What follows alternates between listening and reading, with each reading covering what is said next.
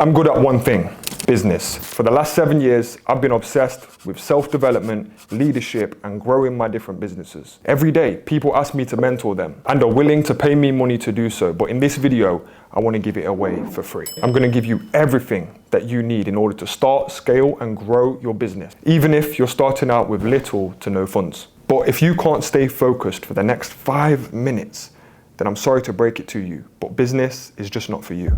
Now, today is going to open your mind, so grab a pen and paper, take notes, because written information is retained information.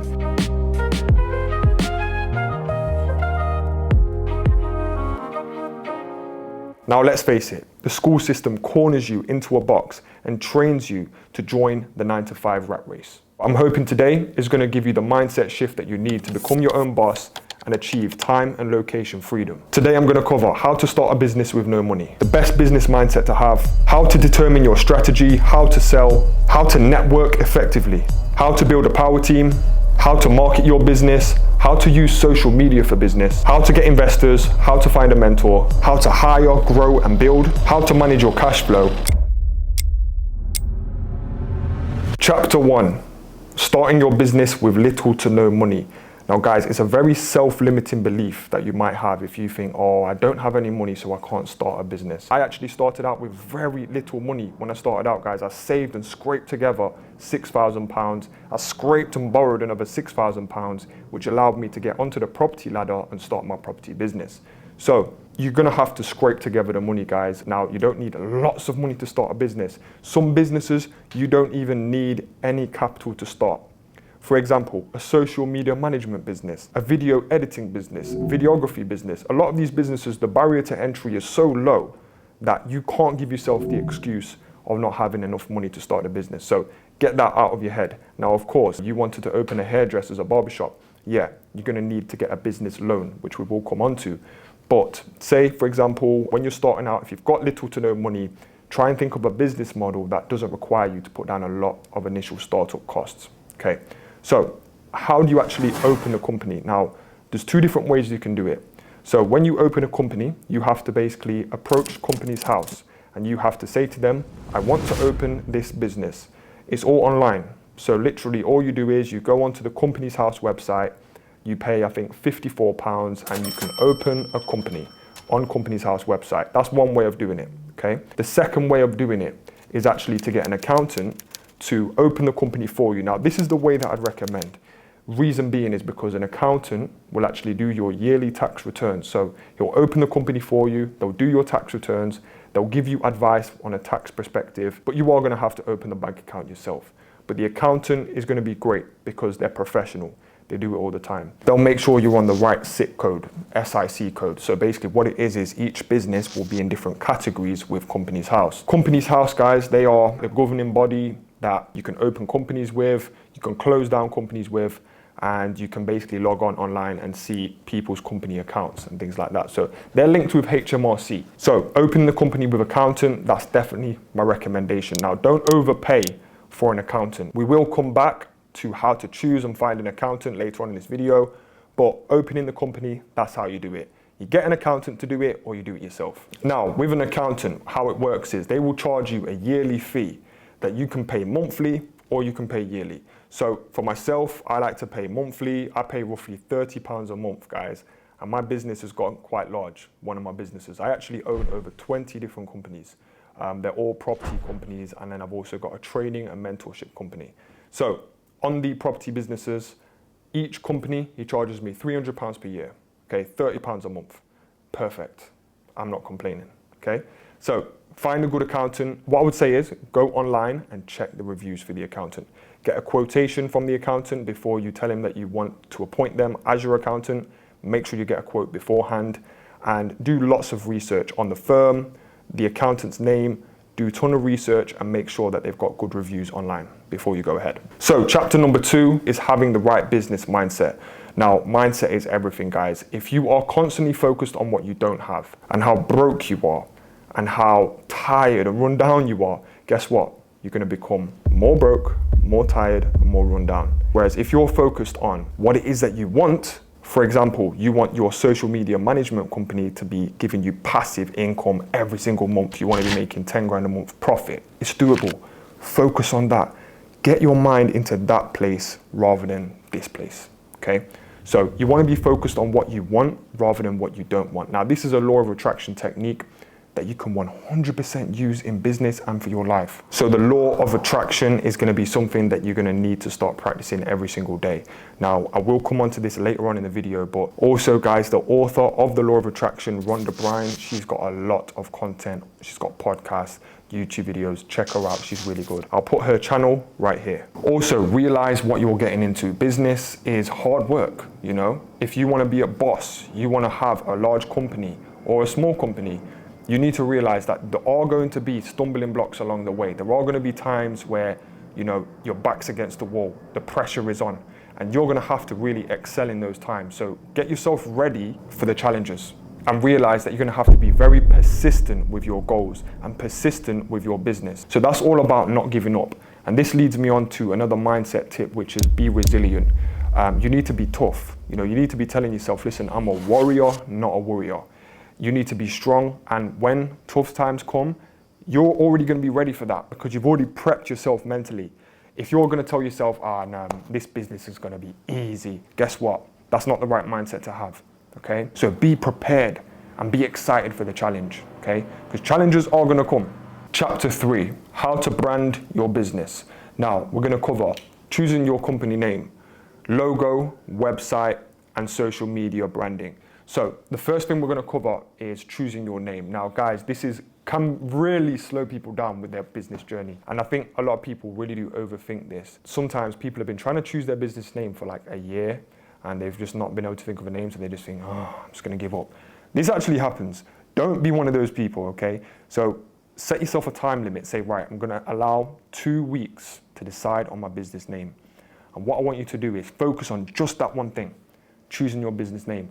The name might come to you within 2 days, 3 days, or a day, okay? It took me about 2 weeks to think of one of my larger companies, LN Capital, which I've now scaled from 0 to now owning a £6.9 million property portfolio, okay? So LN Capital, how did I think of that? I was really brainstorming and I was thinking, right, what is a powerful word? I want my brand to represent power and strength. So I thought capital sounds like a nice, powerful word. When you say it, capital, it sounded quite nice. So I just went with that anyway. But for you guys, I want you to really think, number one, what industry is it in? Try and make it relevant to your industry. So for me, it's a property company. The word capital is obviously related to property. That's why I use that name. LN is my initials, Luigi Newton, and then capital, I just added that onto the end. LN Capital Ltd. So say, for example, you had a beauty business. You want to basically name your business something which is relevant. It represents beauty. Something that you love to say and to hear. It's all about making it sound nice for people when they say it and people when they search it. One mistake that I made, guys, is basically when I was choosing my business name, I called it LN Capital. Now people will actually read it if it's in lowercase as in capital. So that's not an ideal name, okay? So if I could go back in time, maybe I would have changed it. You can change your business name at any point, but let's try and get it right straight away at the start, okay? You want to choose a name that people can type and search very easily. For example, Amazon, Apple. Think how catchy and easy they are to search. So try and think of something very simple. Simple sometimes is much better as well. So keep it simple and make sure it's catchy and you can search it easily as well. So once you've chosen your name, you're going to need to brand your business in other ways. For example, a logo. So creating a company logo, what I'd recommend is you go onto Fiverr. Okay, Fiverr is an application. You can download it on your phone and you can get someone to make you a logo for as little as $10 US. Yeah, you heard it, $10. So you're paying this freelancer to make you the logo.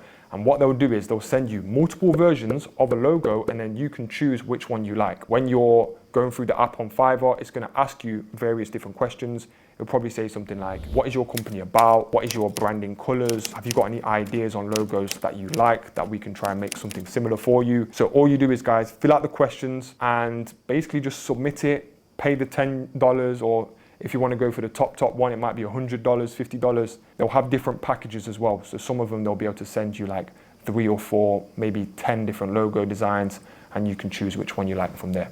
Make sure you love it. Forget everyone else. I'd say make sure that you love the logo. Also, ask your family and friends what they think about the logo. It's important that you love it, but also you can get other people's opinions as well. People that you like and trust. Don't be asking no Johnny the hater down the road. He's just going to tell you they're all shit. So ask people that you like and trust, get their genuine opinion. So once you've got your logo sorted out, the next step from there is going to be a website. Now guys, what I'd recommend you do is, again, Fiverr. Get someone from Fiverr, this application, download it on your phone and get someone to make you a website. You can do this for very cheap, again, less than £100, 60, 70 pounds. Someone will actually create you your own website for your company or business. Okay, so this is important. Get it boxed off, get it out of the way. I made my website very early on as well, like within the first couple of weeks of my business. So get the website, get the logo, get them things boxed off. With the website, make it clear and simple. Don't overcomplicate it. It needs to be very, very clear and easy to read and understand what it is that you do as a business. Okay, next things. Once you've got the logo, you've got the website, you need to make your social media pages. Now guys, get these made, get them set up. Don't worry about posting just yet. Just get them all set up, guys. Get your logo onto the display picture, get the username that you want, add your website onto the bio, and just hold it there. Hold it there for now. And later on, we're going to come back to the social media side of things. But channels that you need to be opening is a TikTok page, an Instagram page, and a YouTube page. Also LinkedIn as well. Get all of these set up for your business so you're ready to rock and roll when the time comes. So next chapter, how to determine your strategy. So when it comes to starting your new business, you really need to be thinking of what business model is going to work best for yourself, your lifestyle, and what do you enjoy doing. So what I would say is that if you really are passionate about a topic, for example, for me, I love property. That's why I got into property. At the start, it was just for money. But then when I was about a month, 2 months into studying, I was like, wow, I'm really getting obsessed with this whole property thing. And I realized that, yeah, I do love it a lot. And I became really obsessed with it. So if you can find something you're passionate about, for example, I know lots of people that start videography businesses because they love making videos and editing. That's another great business model. Social media management is another example, we could say. Another great business is an online marketing company. So there's loads of routes and ways that you can get into this, guys. And what it's about is it's about finding something that you're going to enjoy doing on a day-to-day basis. So once you've determined that, you'll be in a great position, because other things you need to think of as well is, like, if you are starting out with little to no money, you don't want to go for a strategy that's very capital intensive, such as opening a restaurant. You want to go for something which you can get started with, you can sink your teeth into it and get started straight away. Now, once you've determined your business and what it is that you want to do, what I would say is study the hell out of that business. So jump onto YouTube and really learn, because what you can do is, the great thing about living, in today's generation is that we've got access to knowledge. It's at our fingertips. All we need to do is study and be relentless with our studying. So have a student mindset and learn everything that there is to know about your chosen business, okay? So whilst you're setting this up, I want you to do all of this at the same time. And once you've determined the business and the strategy, the next steps from there, once you've been studying as well, is basically determine your yearly goals. Now, there's 2 rules. It must be positive and it must be possible. So when you're setting yearly goals, I want you to write them in the past tense like they've already happened. And what this does, guys, is it tricks your mind that you've already achieved these things. It's a law of attraction technique. I got it from the author of The Secret, Rhonda Bryan. So it's a great tip, guys. I've been doing this for the last 5-6 years. And honestly, it's been a game changer. The results I've had in my different businesses have been crazy. And I do think a large portion of it is due to this. And what I want you to do is write down these goals. So goals wise, we're looking at, right, how much profit is the business going to make every single month? How many staff are you going to have? So how big is your team going to be? What members of staff are in that team? I want you to be very specific with what it is that you want. So when you're making these goals, that's what it is. It's just writing down what it is that you want, but you're writing it in the past tense like you've already done it. So team, cash flow, how much profit are you making? How big is the social media? Where are you guys going to be based? How involved are you on a day-to-day basis? Are you in the office every day, or are you quite hands-off and you're just kind of managing the team remotely? Are you traveling as part of your business? I want you to cover all bases, guys, and really write down some clear, specific goals to do with your business and what it is you're trying to do. So this next chapter is how to sell. Now, once you learn and study sales, you're going to be unstoppable. Say if I met someone right now and they said to me, right, I've just finished university, but I'm still not sure what route I want to go down in terms of my career. I would say to them, get a sales job first. Learn how to sell. It's a transferable skill that you can use in your business, okay? So for me, I come from a sales background. I worked in a call center selling insurance for people's Sky equipment over the phone, for their TVs, their mobile phones. I was selling over the phone, guys, cold calling customers for 3.5 years. Okay, I didn't always enjoy it, but I showed up. I was persistent, I was resilient. And the skills I learned from the sales job actually applied in my business 100%. So whatever business you're doing, if you learn how to sell, you can apply it, okay?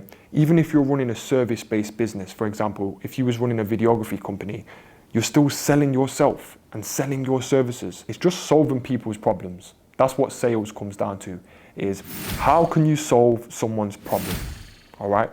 That's it. Say, for example, a shop was selling a bottle of water. All they're doing is they're solving someone's problem that's thirsty. Someone's thirsty, they need some water. Guess what? We've got it. Learn sales. Again, go onto YouTube and study sales. Okay, we've got some great sales people out here. For example, Grant Cardone, Andy Elliott, Patrick Davis, Ed Milet. These guys are really into the sales side of things, and they will teach you on YouTube how to sell. But what I would say is, guys, there's 2 top tips for sales. The first tip is going to be create urgency. So if you're speaking with a potential customer, a client, and they're on the fence whether they should buy your product or, pay for your service, then guess what you can do, guys? You can let them know that they need to act quick. Okay, so things that people do is a little sales technique. Say if you was running a mobile hair business, just as an example, you could say to them, look, I get booked up very quick. Even if you don't get booked up, okay, you can just say, look, I do get booked up very quick. So if you do want me to come and do your hair, then you're gonna need to let me know by this time. And what it's doing is it's creating the urgency, because they don't wanna lose out. And it's been proven that it will lead to more sales. Create urgency. Another thing is create scarcity. Now, scarcity, you can create that in many ways, but it basically just means that there's not an unlimited amount of products, or you can't work with an unlimited amount of people if you're running a service-based business. So what it is creating not a fear factor, but it's actually creating more urgency in a different way. If you had 10 products, how to create scarcity would be, right, once you've sold those 10 products, you're not going to release any more products until 3 months from now. So if people want to buy one of these products, they need to buy it now. If not, they're going to have to wait 3 months to get to the next batch. It's making it more exclusive. So those are just a few sales techniques. I could make my own separate 3-hour video on sales, guys. I really could. I love it. I'm passionate about sales. And if you want to hear more sales videos, then just drop a comment and I'll make some for you. Okay, so the next chapter is how to network efficiently. So you might have heard of a saying called your network is your net worth. Now, this basically means, guys, that you're only as good as the people that you surround yourself with. So when I think of networking, I think, right, who am I spending time with? Who am I listening to? And who am I investing my energy into and my time into? Because networking is about your group of friends, your network.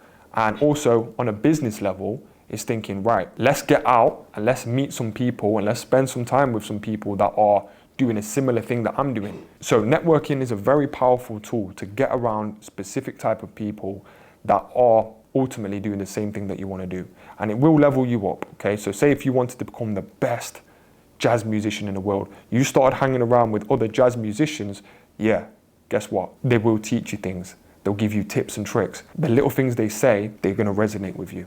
Okay, and even just being around the right people is good for your mood. It's good for your mindset. For me, I'm in property. When I started out in property, I went to lots of networking events. I think you can't overdo this though. Don't make this your main priority.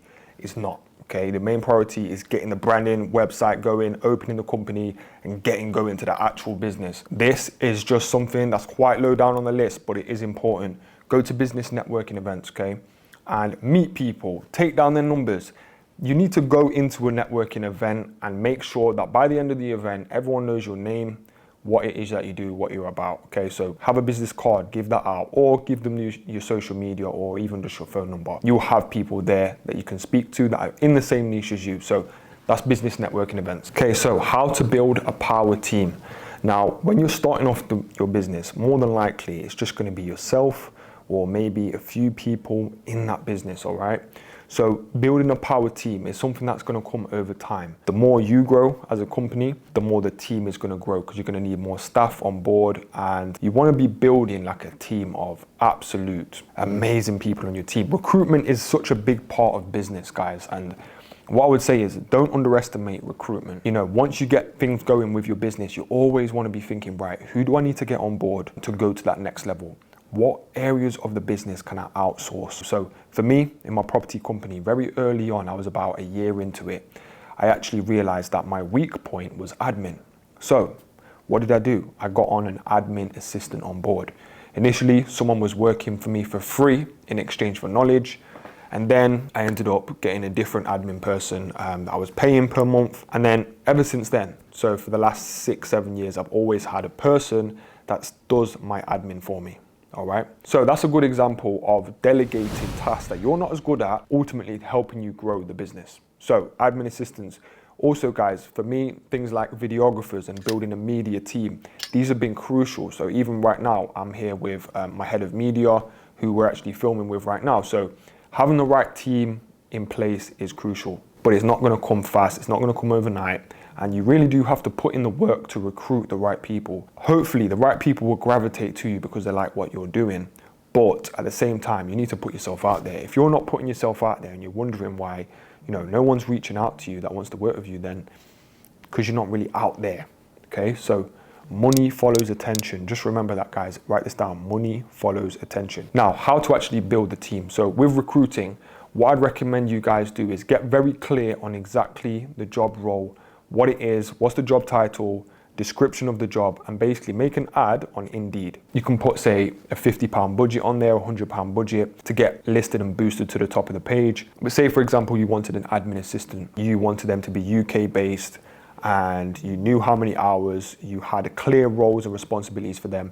You make this ad, you list it, and basically what you want to do is when all the applicants come through is you just want to look through them all and look at their experience, shortlist them to the best applicants. Okay, so when you're reading people's CVs, you want to look at, right, which CV actually looks good. You want to see if they've got their social media links on their CV so you can check them out, see how they present themselves on social media. You want to filter out, you know, the applicants that are not going to be right, not going to be suited for the role. And then the ones that are, you basically give them an interview. So the interview process, do it on Zoom or Google Meets, have it as a video call, and basically just hire the right person for the role. So you want to be asking them things like, what are their experience? You know, why do they want to work in this role in your business? Have they researched your business? Do they know how your business works, etc.? And then let them ask you some questions as well. And then also discuss the salary. You can actually negotiate salary when you're hiring somebody.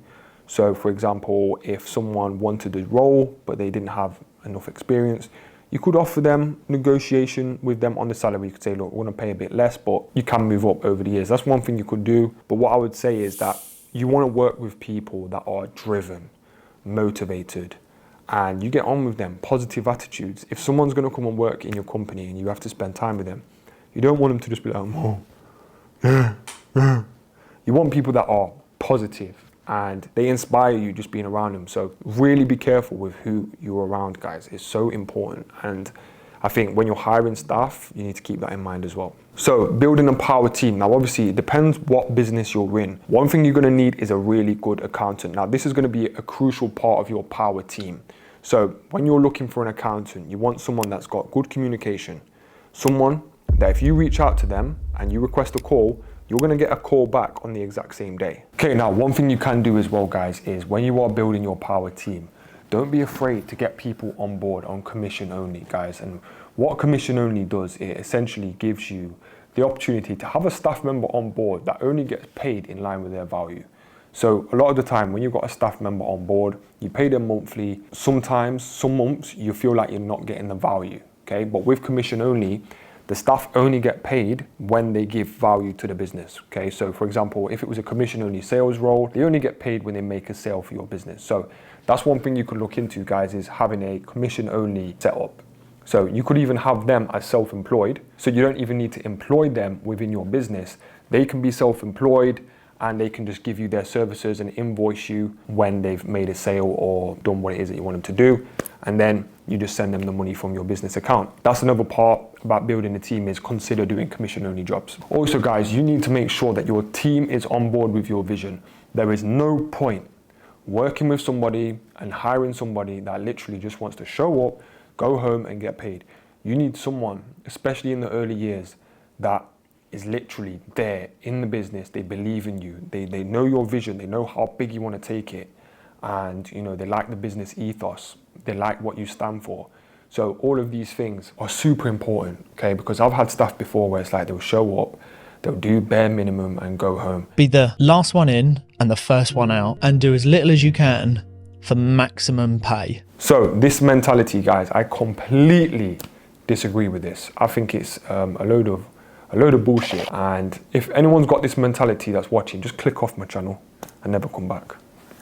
Because guys, the reason why I think that is BS is because how can you have such unmotivated mindset of, all right, I'm gonna go to work and I'm gonna do the bare minimum and then go home. When I'm working in a job, I wanna excel, I wanna perform, I wanna be a high performer. I am not about to go anywhere or do anything in my life and give it the bare minimum and come home.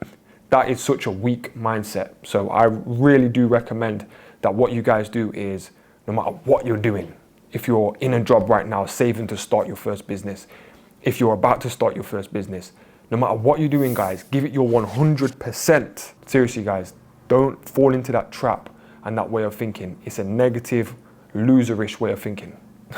If that's even a word, I don't know, loserish. So the next chapter is going to be how to stay focused. Now, what really helps me is, as we were saying previously in the video, every single morning, you want to be looking at your yearly goals that are all written in the past tense. What this does, guys, is it keeps your focus, because when you just wake up, your subconscious mind is very open. So you need to watch what you do in that first 20, 30 minutes of your day.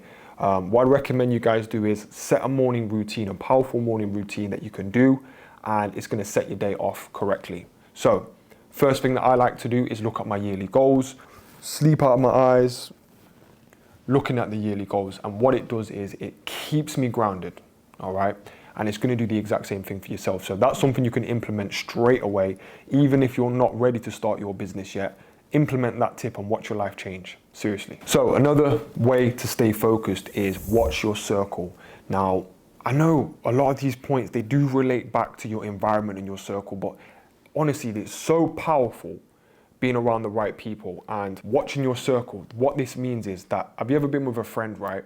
And it seems like whenever you talk about what the good stuff that's going on, it's kind of like the shift gets pulled from that to some negative other stuff what's going on in their life. You can't be around friends like that too much, guys. You need to be around friends which, you know, they want to hear about your business. They want to help you with your business. You know, you want supportive friends around you. And like a lot of the time, guys, people will say to me, oh, my family just hold me back and they don't support me. Where? Cry all you want, guys. Your family don't support your business. Whoop-de-doo. I've got news for you. No one cares. All you're gonna have to do is get around people that care, all right? And guess what? Your family are not always gonna support you, but don't take it personally, because you've got to think, people have got a lot going on in their lives, and some people, when they hear you're starting a business, they might give you negative judgments and say, oh, you're gonna lose money, it's not gonna work out, be careful, I don't think you should do it.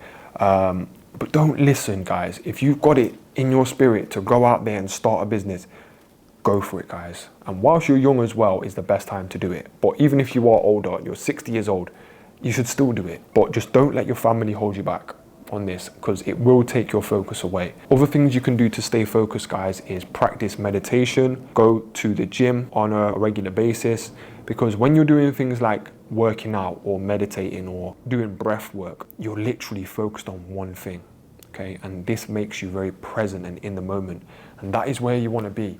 So if I'm in a business meeting, I am in the moment, you know, I'm speaking with that person that I'm having a meeting with, and I'm focused. Say, for example, if I'm shooting this video right now, all I'm focused on is what I'm saying to you guys.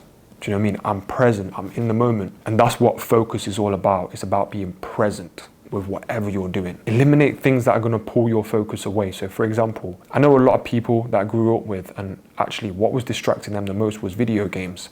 They was playing on that Xbox and PS3, and they was on it too much. And to be honest with you, they used to waste so many hours and days of their lives playing on these bloody video games. Guess what? I love PS5, but I've got balance. Okay, so you won't see me days in and days out just blasting PS5. All it's gonna do is distract you, right? I'm 29 years old. I'm not trying to be out here like a grown man playing on games for like days in, days out, days in. I'm not gonna do it. So all these things I realized they will pull your focus from what you should be doing. So I eliminated them early on. So the next chapter, how to market your business. Now, I'm a firm believer that social media is going to be your best friend in business. The reason I'm saying that is because everyone and their mom and their dog and their sister is on social media. We all know it. We're in the new era of social media, right? And what it's about is it's about giving value. Guys, my main tips for this is going to be, do not be shy, be consistent and be resilient. You are gonna get haters on social media, okay? Some people get it more than others. You are gonna have times where you make a post for your business and no one likes it. Well, guess what? Get over it. It's not that deep. We're not doing this for validation of others. We are doing this to sell, to market, and to create more business opportunity. This is why we are doing the social media. Remember that, guys. Keep that in the forefront of your mind. This is a business move. You're not out here doing any other purpose on social media other than to help and grow your business. With the social media side, what I would say is, guys, be fresh with it. You know, come up with new ideas. Look at what other people are doing and put your own flavor on it. Don't just copy and be a robot. Don't just be another social media influencer. We don't need any more of them.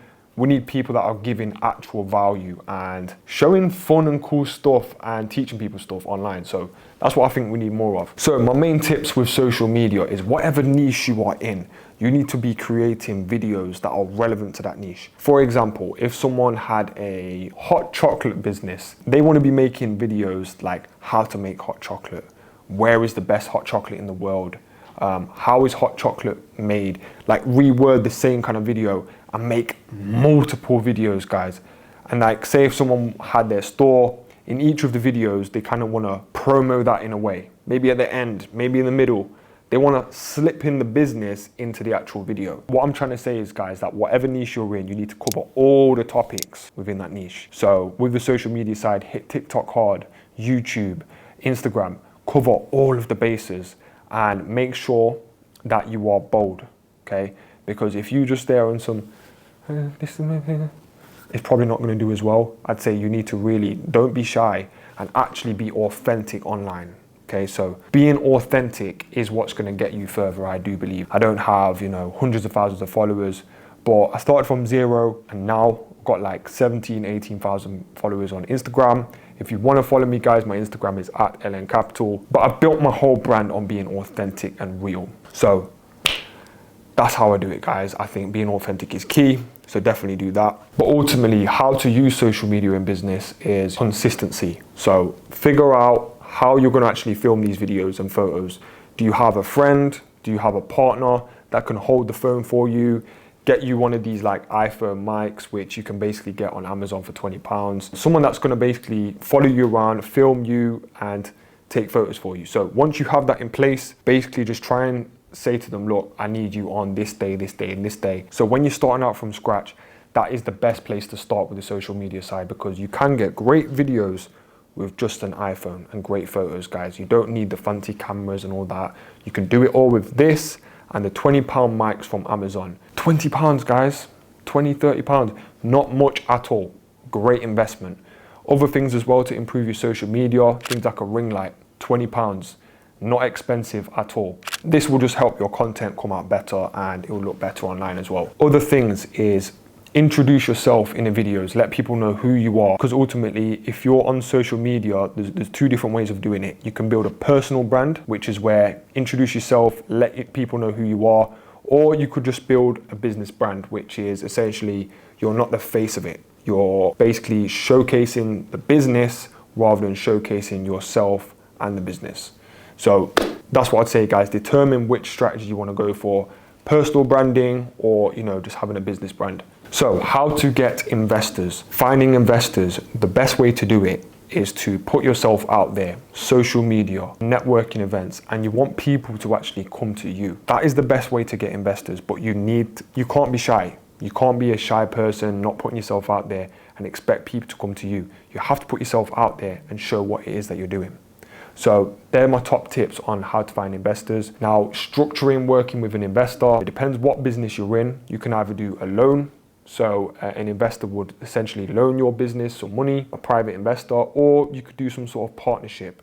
So for example, I might do a partnership with somebody where we're buying a property, I'm doing all of the work, they're putting in the capital, so they're funding the deal, I'm doing all of the work, and we split the profits 50-50.